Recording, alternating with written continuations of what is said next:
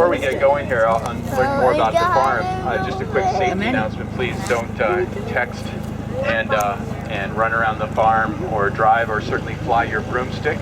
You can see what happened to Wanda, the witch here. She was texting Frankenstein about the Halloween party on Saturday night. Got a little distracted, went right into the flagpole. Don't worry, she'll be able to straighten her nose out. Okay, we've got the Maidu Indian bark house here on the left. This is a replica of the houses that they lived in. This might have been what it looked the scene from about 400 years ago. Maidu Indians lived off of the wild game in the area, including fish. And a big part of their diet were the acorns that came off of these big blue and white oak trees. They grind it up into a porridge. There's a pioneer scarecrow there. He's got a scythe in his hand that's used to cut the grass that was dried out and fed to their horses. That's how you make hay. And this is horse-drawn equipment here on the left. This is all for cutting and raking up the hay. They make big hay stacks to feed their animals through the season. A lot of work using horses, and so farmers started using tractors. This is all tractor-drawn hay-making equipment. There's a mower, and there's a side delivery rake, which makes nice straight rows, and then these are the balers that bale it up. Everybody's sitting on a straw bale right now. Well, that's how you make a bale.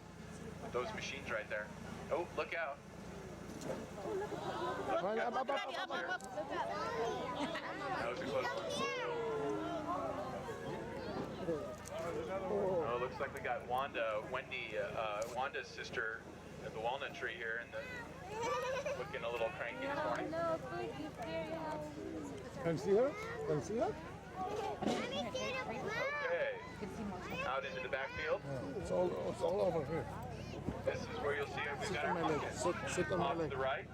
This is where all the small sugar pumpkins are. So on the field trip, everybody will take a pumpkin home with them. Yeah. After you visit the haunted barn area. Off to the left, we've got some of our pumpkin and corn patches. Yeah. Where are they? You might have noticed there was a giant pumpkin in the front when you came in. That was actually a real pumpkin. It's not plastic. 1,200 pounds grown out here. We've actually grown pumpkins around 2,000 pounds, 1 ton out here on the farm.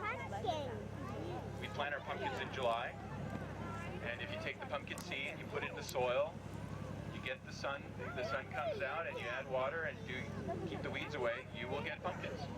They'll grow very green, and then as the leaves dry back, they'll have that wonderful orange color.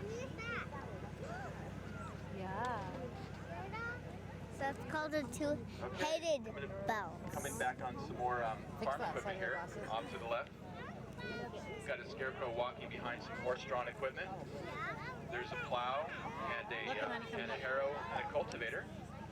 And that basically would have been pulled by a team of wonderful horses, and you use that to turn the soil and get it ready for the crops the next season. There's some bigger ones here. There's a 4-bottom plow, and that was actually pulled by 14 horses, which is a big team of horses. Left hand, that's right. And that kind of explains why, if you look at you compare it to this tractor's about 35 horsepower, which really means it does the work of 35 horses. And so you can imagine it's a lot easier for a farmer to buy one tractor than it was to take care of 35 horses. And so over the years, you stopped seeing horses on farms, and they all moved over to diesel tractors like this one. Who's your video in her head? Are you watching? Are you watching the camera? Okay, coming around the bend towards the back of the property. We'll try not to wake him up, but this is where we've got our resident barn owl, Barney, lives in his barn house, and he moved in a few years ago with his family. We love Barney because he's very quiet, sleeps during the day, and at night, since he's nocturnal, he flies around and he hunts mice and rodents. That's a good deal. He's a great way to That's a good deal. pest control at the farm without having to use any poison, which makes it safer for everybody, except for the mice, of course.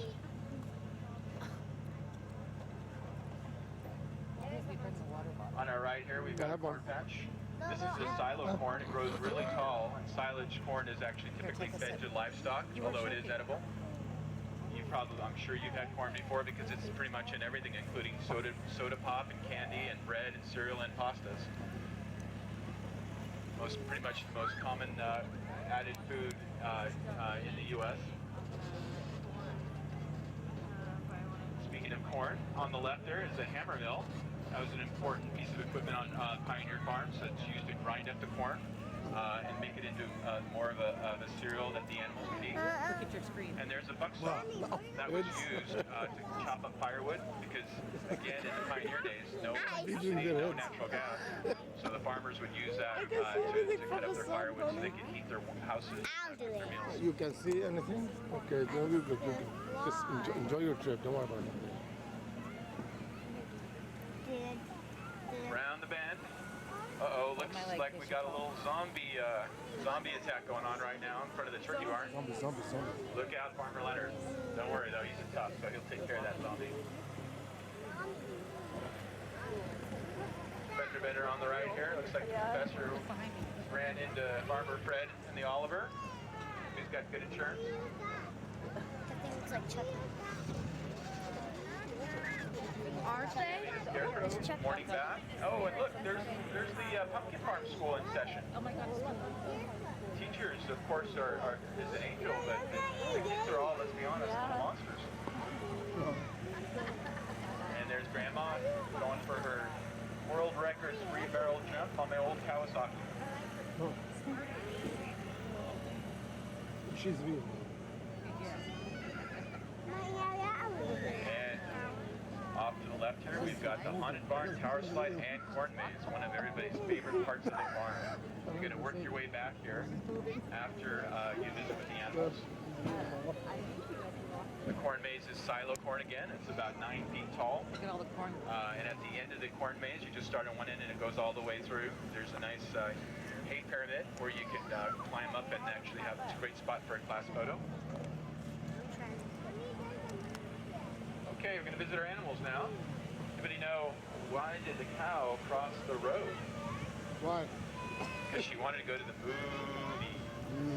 How about the chicken? Why did the chicken cross the basketball court? Because the chicken heard the referee calling fouls. There's some fouls. Some ducks and chickens out there. I'm sure you've had eggs for breakfast before. Well, this is where your eggs come from.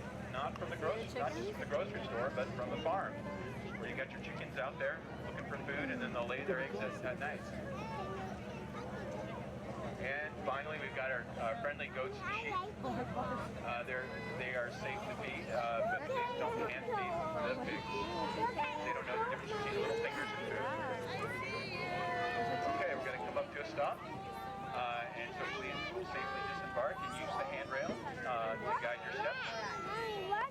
Thank you for being great listeners. Have a lot of fun today. Thank you. Wait a minute, Annie, wait. Give me your hand. You have to wait till he puts the stand down. Annie, wait, come on. Hey. So if they're a little taller, then... Yeah. Wait, Zoe, wait. Wait till they go. The little girl's going. You will, but the little girl's trying to go.